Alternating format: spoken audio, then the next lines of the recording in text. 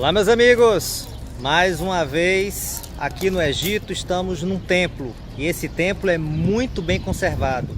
É incrível, é o templo de Luxor, que foi erigido pelo faraó Ramsés II em homenagem ao deus Amon-Ra, o deus do sol, o deus da luz, o principal deus do panteão egípcio. Vamos aprender um pouco de psicologia correlacionando com história? Vem comigo!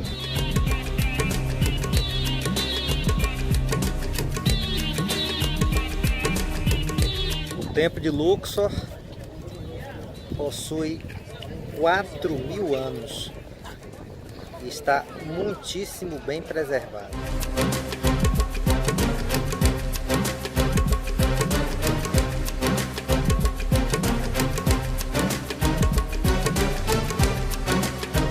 Todas as estátuas são de Ramsés II, que foi o maior faraó da história do Egito.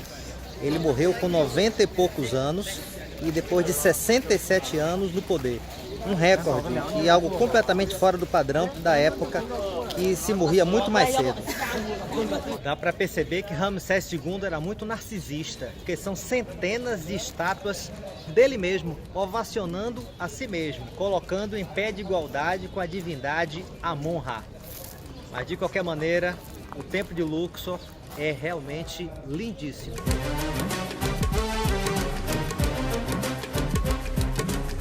Uma das histórias mais populares sobre o Egito é a história das pragas. Vocês sabem, está na Bíblia, que os hebreus foram escravizados pelos egípcios e Deus queria sua liberdade. Então instrumentalizou Moisés, seu profeta, para informar ao faraó Ramsés que ele deveria libertar o seu povo.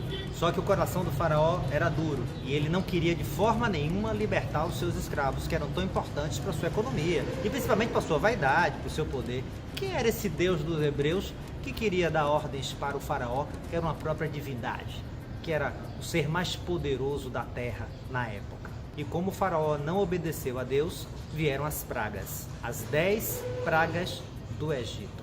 A terra foi infestada de rãs, de moscas, de piolhos, de gafanhotos. O rio Nilo se transformou em sangue. Houve chuva de granizo, 3 dias de escuridão, todos os animais morreram, os humanos e os animais ficaram com feridas pestilentas pelo corpo todo e, por fim, todos os primogênitos humanos e animais morreram. O faraó só cedeu depois da 10ª praga e ainda assim desistiu. Foi atrás dos hebreus e então sofreu sua grande derrota, porque os hebreus fugiram pelo Mar Vermelho e quando as tropas do faraó estavam atravessando o mar, as águas retornaram ao nível original e todo o exército foi varrido da terra.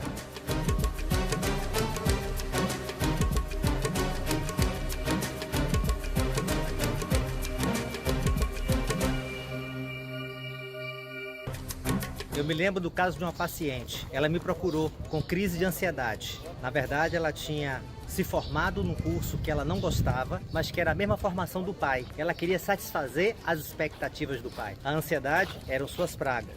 A necessidade de gratificar o pai e não desistir de fazer aquela faculdade representava o faraó. Mas algo nela a impulsionava para buscar uma outra carreira, uma carreira artística. Era o seu self, era o seu Deus dessa nossa história. E quando ela procura o psicólogo, então eu a confronto com qual é realmente o seu desejo. Para que você está se organizando emocionalmente e tomando decisões na sua vida? Você quer apenas ficar satisfazendo expectativas do outro? Você quer ser gratificada e reconhecida a nível ego, ou você quer se autorrealizar como sujeito, como self? Então meu papel foi ser o Moisés, libertá-la das pragas, a sua ansiedade, porque aquela profissão que ela estava indo em busca era do faraó e algo nela a impulsionava para uma outra alternativa, para um outro caminho, era o Deus. Então quando a gente repensa e reconhece essa nossa dinâmica interna muito mais complexa, aumenta a possibilidade de uma vida que tenha muito mais qualidade, muito mais plenitude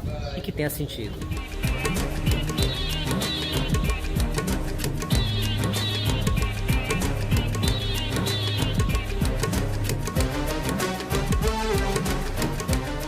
Nós temos algumas analogias muito interessantes com a psicologia nessa história. O faraó representa o nosso ego, o ego que acredita no controle, o ego racional. Qual é a lógica de libertar os meus escravos? Eu sou dono deles e preciso deles.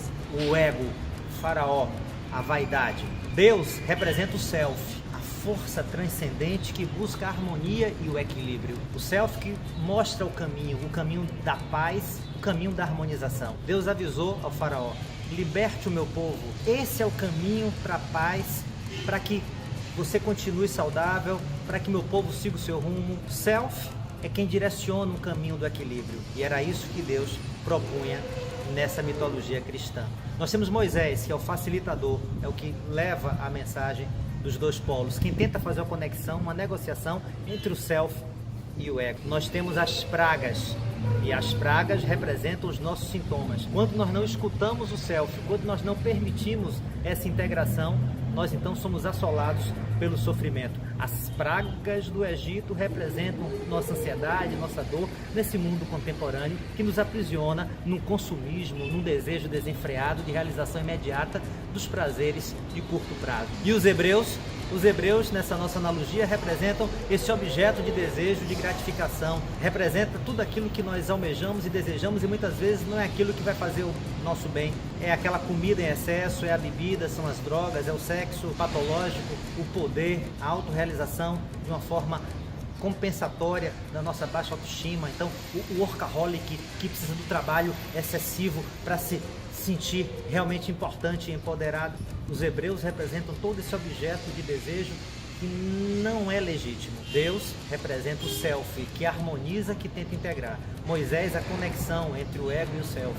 O faraó representa o ego. E as pragas representam os nossos sintomas. Precisamos escutar nosso self, precisamos aprender a desapegar daquilo que não faz bem. Precisamos buscar qualidade de vida, bem-estar, serenidade e não ficar repetindo e reproduzindo os mesmos problemas. Quanto mais o ego repete o apego, mais pragas vêm. Você vê que o faraó não ouviu a primeira mensagem e veio uma nova praga, uma sequência, até que foi insuportável, até que foi intolerável. Quantas vezes a gente tem aviso de que a gente não está bem, então a gente está com insônia, aí começa a tomar remédio para dormir e não percebe que tem que parar para repensar a sua vida, porque não está fazendo escolhas que são saudáveis. Escute, compreenda o que o self quer dizer para você. Não se deixe anular e dominar pelo ego. Não sucumba às pragas. Não fique excessivamente dependente dos hebreus e permita que o seu lado Moisés se expresse para você entender a mensagem que vem de dentro de você, lhe impulsionando para uma vida mais equilibrada.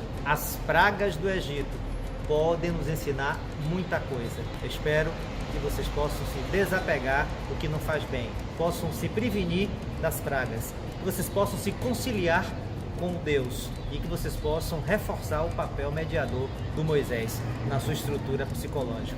Menos faraó, mais Moisés.